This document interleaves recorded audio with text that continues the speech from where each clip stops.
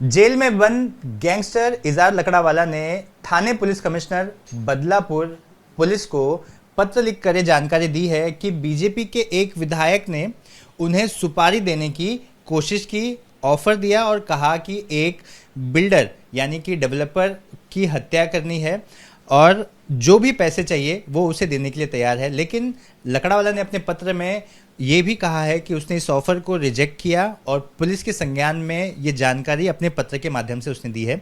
हमारे साथ विश्वनाथ पनवेलकर जी हैं। ये वही डेवलपर हैं जिनके घर पर पिछले साल अप्रैल में फायरिंग हुई थी और उसी बीजेपी के विधायक पर इनका आरोप है कि उसी ने ये किया होगा। चूंकि इजाज लकड़ावाला ने भी अपने पत्र में इनके नाम का उल्लेख भी किया है। पनवेलकर जी, क्या पूरी बात है, क्या हुआ था आपको के घर पे जब फायरिंग हुई थी? हमारे घर में जब भी फायरिंग हो गई थी तभी हम लोग बम्बई में थे, बम्बई हाई कोर्ट में। तो हमको खबर आ गया ऐसे ऐसे, तो मैं हमारे ऑफिस में बता दिया कि पहले पुलिस इन्फॉर्मेशन दे दो। तो पुलिस इन्फॉर्मेशन देने के बाद पुलिस तो बहुत आए थे, कम 100-125 पुलिस है, हमारे से डिस्कस किया, सब कुछ हो गया। मगर केस जो फाइल किया वो हमारे नाम से किया ही नहीं और हमको कभी बुलाया भी नहीं। वो हमारा सुपरवाइजर था, उसको ही टारगेट बना के ये सब घुमाने के लिए नाटक किया है लोगों ने, पुलिस वालों ने। अभी गैंगस्टर इजाज लकड़ावाला ने एक पत्र लिखा जिसकी वजह से 1 साल पुराना मामला वापस से सुर्खियों में है।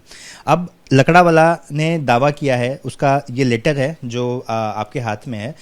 इस लेटर में इजाज लकड़ावाला ने क्या दावा किया है कि क्या विधायक ने उससे फ़ोन पर बात की थी, आप पर हमला करने की दोबारा साजिश रच रहा था, क्या कुछ इजाज लकड़ावाला ने इस पत्र के माध्यम से कहा है? इजाज लकड़े वाले ने क्लियर कट बोला है कि इनके जो आदमी हमारे पास आए थे, किन के आदमी, पूरी बात बताइए। किशन कथोरे आमदार के आदमी लोग आए थे, 5 आदमी, उसमें से 2 का नाम मेरे को मालूम है। ये लोगों ने क्लियर कट हमको विधायक का फ़ोन लगा के दे दिया और बात करो बोले।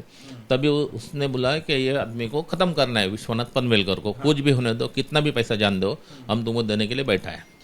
तो उनके नाम भी बताया और ये नाम ओपन होने के बाद भी कोई भी एक्शन आज तक नहीं हुआ है। मुझे बताइए कि लकड़ावाला ने पत्र तो दे दिया, इसकी जानकारी जब आपको मिली उसके बाद आपने क्या कुछ किया? क्योंकि आपको तो लगा होगा कि एक फायरिंग की घटना हो गई, अब शायद दोबारा ना हो क्योंकि मामला सामने आ गया था। दोबारा किसी गैंगस्टर को अप्रोच कर रहा है कोई विधायक और आपको मारने की सुपारी निकालने की कोशिश कर रहा है, जैसा देख कि दावा एक गैंगस्टर कर रहा है, उस पर कितना विश्वास किया जाए? और उसके बाद आपने क्या किया? जब ये गैंगस्टर क्लियर कट बता रहे कि इसने हमको ये दिया, तो इसका मतलब वो झूठ है, सच है, तो आप डायरेक्ट जाके बात कर सकते हैं ना उनसे, इजाज लकड़े वाले से। मगर वो क्लियर कट बता रहे, आदमी का भी नाम दिया है, वो आदमी भी यही साइड के है, तो इसका एक्शन क्यों नहीं होता है? उनको उठाए तो ताबड़तोड़ मालूम हो जाएंगे विधायक ने किया है वो। आप पर क्यों इस तरह की चीज़ें कर रहा है? अगर आपका कहना है कि कोई विधायक जो है सत्ता में है, वो आपके साथ आपको मारने की कोशिश कर रहा है, आप पर फायरिंग कर रहा है, तो क्या विवाद क्या था? विवाद हमारा एक प्लॉट था, वो प्लॉट उनको मिलने के लिए, उसको प्लॉट हड़प करने की आदत है। कोई भी अच्छा प्लॉट रहेंगे मौके का तो उसको हड़प करने की आदत है। वो हड़प करने के लिए उसको जम नहीं रहा है। बीच में हमने उनके ऊपर, उन जो मेंबर लोग हैं उनके ऊपर हम लोग कंप्लेंट भी किया है 420 का, क्या झूठे पेपर डॉक्यूमेंट बना के ये लोगों ने वो ज़मीन का नाम बदली कर लिया और ये उनको मनता है, तो सब कुछ करके वो थक गए। तो आखिर में फिर ये लोगों ने इजाज लकड़े वाले का सहारा ले लिया। हाँ, तो अभी इजाज लकड़े वाले बोल रहे हैं कि हम नहीं कर सकते, सेकंड टाइम बोले, तो शायद इसने और किसको पकड़ के ये वापस किसको भी सुपारी दिया होगा, ऐसा पर डर है? हमारा हमको डर ही है। और आज घर के बाहर नहीं निकल सकते हम लोग हमारे ऑफिस से। क्यों? तो ये लोग हमको ख़त्म किए बगैर रहने वाला नहीं है, ऐसा हमारा 100% गारंटी है। तो इसलिए मैं सब ऑफिस बिजनेस हमारे जितने हैं उसमें मैं जाता ही नहीं, खाली ऑफिस में बैठ के रहता हूँ। घर पर कितना डर का माहौल है? घर में तो मेरे को बाहर छोड़ने के लिए तैयार नहीं। मिसेज इतनी घबर गई है, क्या पूछो मत, बेचारी रोज़ रोती है कि क्या पनौती लगी पड़ी है बिना मतलब।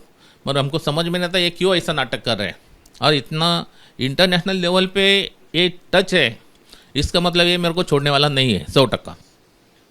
आपने इस बात की जानकारी अब वापस से कमिश्नर को दी, किसी से, डीजीपी से आपने मुलाकात की, गृह मंत्री खुद बीजेपी से हैं देवेंद्र फडणवीस, उनको इस बात की जानकारी दी, मुख्यमंत्री भी हैं, क्या कुछ आप मांग उनसे करेंगे एबीपी न्यूज़ के ज़रिए, या फिर आपने खुद भी कुछ पत्र लिखा होगा? हम लोग डीजी के पास भी मिल के आए, डीजी ने ताबड़तोड़ एक्शन लेके नीचे इंक्वायरी के लिए भेज दिया। तो वो इंक्वायरी करने के बदले वो हमारे उधर के जो एसीपी है उसने तो हमको डायरेक्ट लेटर दे दिया।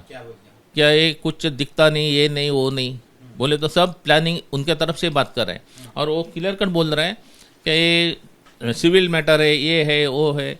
जब भी फायरिंग होता है तो उसको सिविल मैटर बोलते हैं लोग। अभी क्या बोले उनको। आप जब पत्र दिखा दीजिए ये लकड़ा वाला का कि उसने किसे किसे मार्क किया था, इस पत्र को थोड़ा सा बताइए। इसने पुलिस कमिश्नर थाना और बदलापुर पुलिस स्टेशन, इधर ये लोगों ने लेटर भेजे। तो ये क्या बताना चाह रहा है इधर लकड़ा वाला? लकड़ा वाला बोलता है क्लियर कट के इसने हमको सुपारी दिया था मारने के लिए आपको। पुलिस को जो जानकारी दी है पत्र में, इजाज लकड़ा वाला पुलिस को क्या बताना चाह रहा है कि कार्रवाई करे या फिर सिर्फ मैं इसमें इन्वॉल्व नहीं हूँ, इस बात की सफाई दे रहा है वो? अभी ऐसा है ना, उसका बचाव करने के लिए उसने लिखा होगा ये, क्यों अभी कुछ हो गया समझो तो उनके ऊपर नहीं आना मनता है, ऐसा भी हो सकता है। इसलिए ये सब चला है। अभी क्या चला है हमको कुछ समझ, हम तो रफू चक्कर में आ गए पूरे। आखिरी सवाल, एसीपी ने आपको क्या जानकारी दी वो दिखाइए और उसके बारे में बताइए कि एसीपी क्या कह रहे हैं, क्योंकि आप कह रहे हैं कि एसीपी इसे सिविल मैटर बता रहे हैं जो कि एक फायरिंग का मामला है। आप कह रहे हैं ये एसीपी का लेटर है, ये लेटर आया 21/3, वो भी बाय पोस्ट भेजा। क्यों, उसमें जो लिखा था हम बोला गलत लिखा आप लोगों ने, तो ये चेंज करके तो हम सेंड करता है, तो उसने डायरेक्ट हमको पोस्ट से भेजा है लेटर। ये लेटर में क्लियर कट लिखा है क्या ये इसमें पीएल दाखिल है, ये है, सबका रिजल्ट लग गया है। और बाद में बोलता है तुम्हारा क्वारी का मैटर है, वो हमारा कोई मतलब नहीं है, ये वो। बोले तो क्वारी का मैटर का मतलब क्या है फायरिंग में? आपसे आखिरी सवाल पूछूंगा, आपकी जान को खतरा है आप कह रहे हैं, आपने सुरक्षा की मांग की सरकार से कि आपको सुरक्षा मुहैया कराई जाए, प्रोटेक्शन दिया जाए? ये तो मेरे को अपना DCM एकनाथ जी शिंदे साहब ने लेटर भी दिया है कि इनको ताउटॉक पुलिस प्रोटेक्शन दे दो, राइटिंग में लेटर है हमारे पास, तो वो भी अभी तक नहीं दिया। 1 साल होने को आया तो भी कोई ध्यान नहीं देते। तो क्या हमने कुछ बड़ा गुनाह किया है ये महाराष्ट्र के लिए, क्या क्या कुछ समझ में नहीं आ रहा हम लोगों को। तो अभी हम लोगों को तो लाइफ ख़त्म होगा ऐसा समझ के हमको अभी ज़िंदगी में कुछ भी कम ज़्यादा करना पड़ेगा। तो आपने सुना, पनवेलकर जी मेरे से बात कर रहे थे, जिन्होंने बताया कि कैसे गैंगस्टर की जो चिट्ठी की जानकारी जब इन्हें मिली तो ये और भी डर गए, क्योंकि 1 साल पहले ही उनके घर पर फायरिंग की वारदात हुई थी।